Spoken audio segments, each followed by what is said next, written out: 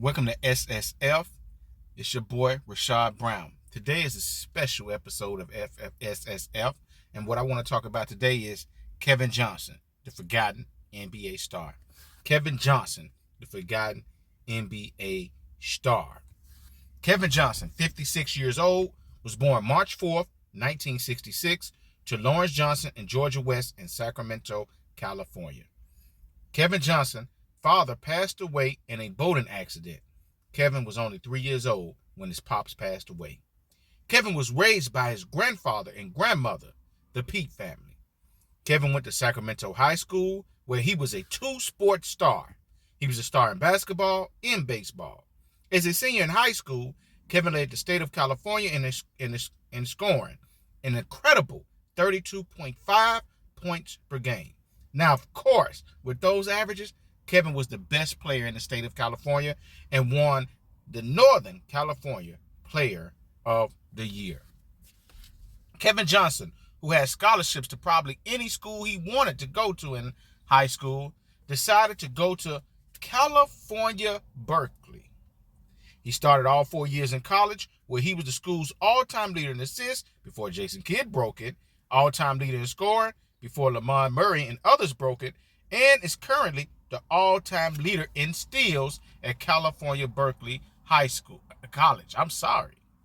In KJ's final season, he averaged 17.2 points per game and 5 assists.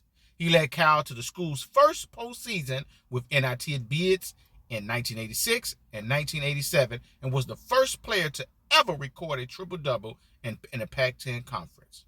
He led Cal to his first postseason in over 26 years before he arrived. That was their first postseason in 26 years before he arrived. In 1992, KJ became the first California Berkeley player to ever get his jersey retired. He was the first. KJ played for California baseball team and was drafted in the 23rd round by the Oakland A's as a shortstop. And this was the 1986 draft where he was drafted in the major leagues. After playing only a few games with the Oakland minor league team, KJ realized, man, baseball ain't for me, and decided to pursue a career in the professional basketball league.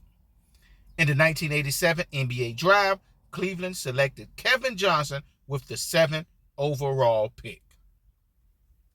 Fans and sportscasters was wondering, like, why would they draft Kevin Johnson when they already had Mark Price, who was a solid point guard? But the Cleveland Cavaliers, who was looking at Mark Price, and Mark Price wasn't producing like they thought he should, and they was looking at a talented Kevin Johnson, and they was like, either he's going to challenge Mark Price and make him a better player, or we could replace Mark Price with Kevin Johnson. Mark Price seen that and looked at that like, I'm sure like other players, like, oh, they trying to draft my replacement. So that made him work on his game harder, improve better. He got even more focused, and Mark Price had a really good season.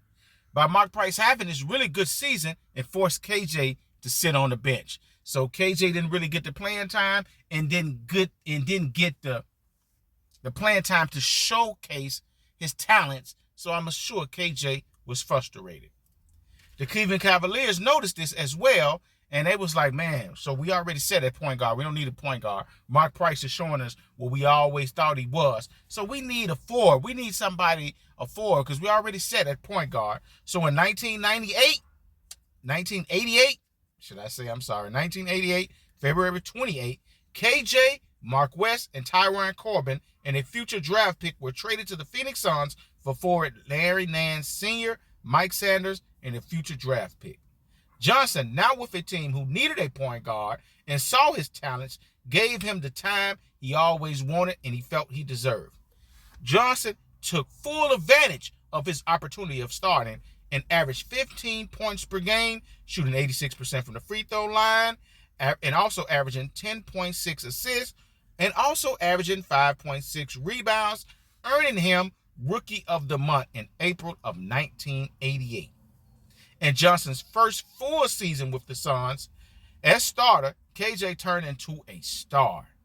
In the 88-89 season, KJ averaged 20 points, 10 assists, joining only Oscar Robertson and Isaiah Thomas as the only players in history to do that. These numbers earned Kevin the league's Most Improved Player award.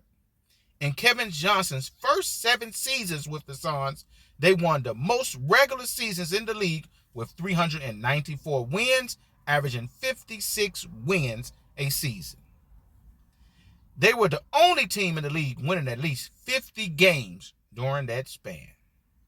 Johnson definitely, as you can see, had a major impact on winning, and he was named an NBA All-Star in 1990, but not only 1990, 1991, and 94.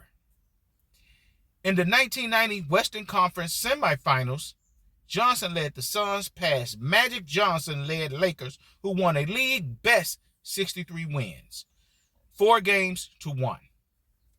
In the last 2 games of the series, KJ averaged 33.5 points per game and 12 assists, with the Suns winning Game 4 in 5. KJ outplayed Magic Johnson in a major way, especially in the fourth quarter. Bill Walton, who was announcing the game, stated that Kevin Johnson elevated to the top of the league after that 1990 playoff performance against Magic Johnson and the Lakers.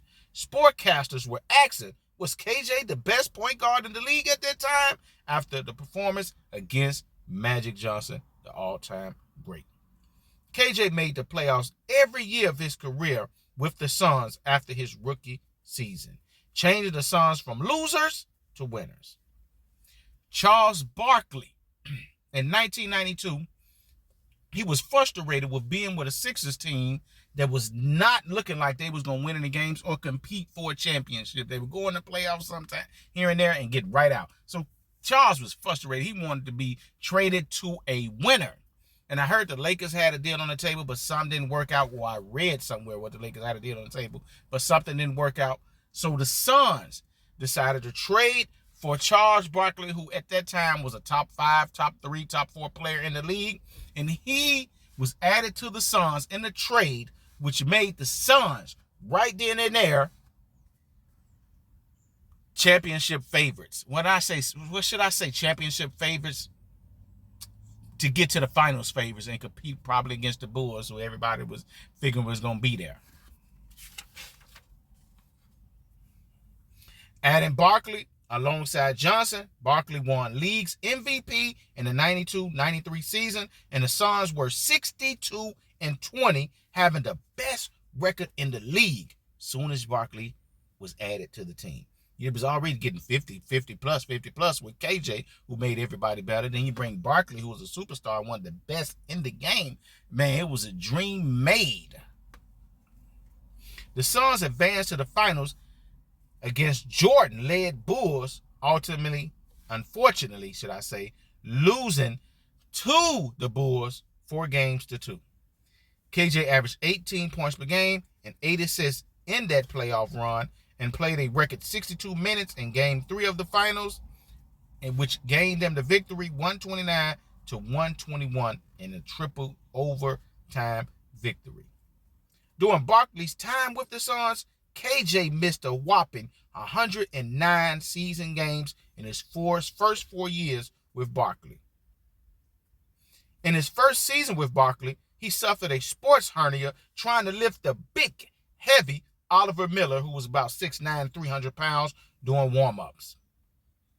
He dealt with the sports hernia again all 4 seasons with Barkley, so it was an oncoming thing. KJ injuries did not bother him in the playoffs, though, especially in 1994, averaging 26 points per game, 9.6 assists in the 94 postseason. He scored 38 points 3 different times in 10 games while dishing out 11 assists in those games.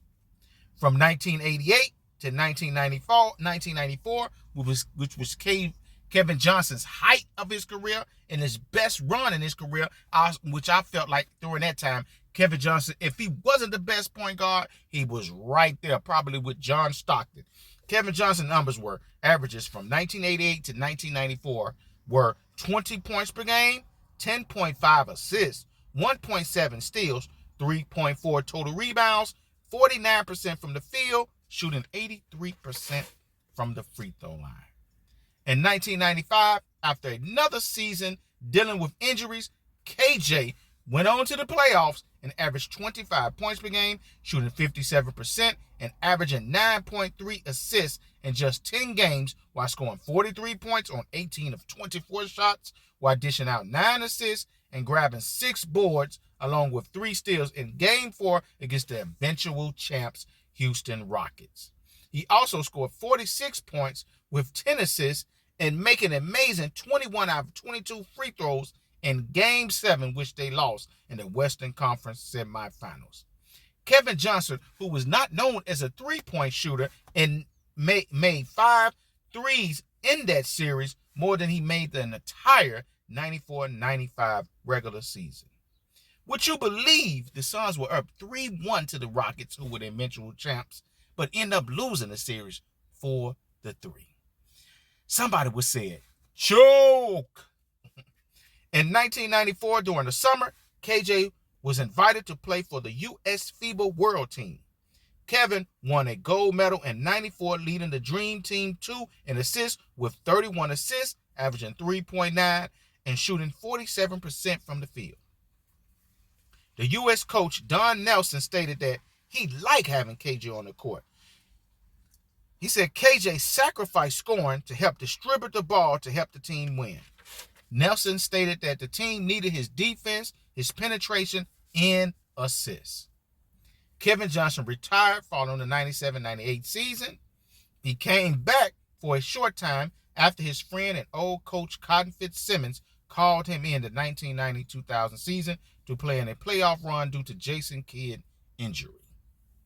KJ helped the Suns win their first playoff series in 5 years, to be exact, but the Suns lost in the second round to eventual champs, the Los Angeles Lakers. KJ retired for good after that loss in 2000. After that loss, that was in 2000. My bad, I'm sorry. In 2001, KJ, number 7, was retired by the Suns, and KJ, Kevin Johnson, was inducted into the Suns Ring of Honor. Kevin Johnson, throughout his career, averaged 18 points per game, 9 assists, 1.5 steals, 3.3 rebounds, and shot 84% from the free throw line while shooting 49% from the field. KJ was a 3-time All-NBA player. Well, I'm sorry. He was a 3-time NBA All-Star in 1990, 1991, and 94. And what I was trying to say earlier when I messed that one up, he's a 4-time All-NBA second-team player, which was in 1999, 1990, 1991, and in 1994, he was an All-NBA third-team selection. KJ, to me, should be a Hall of Famer. KJ was an explosive point guard. He was fast. He was quick.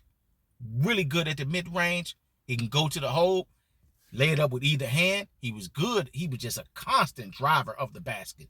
If you bag off KJ, he's going to shoot that mid-range, and he's going to make it all day.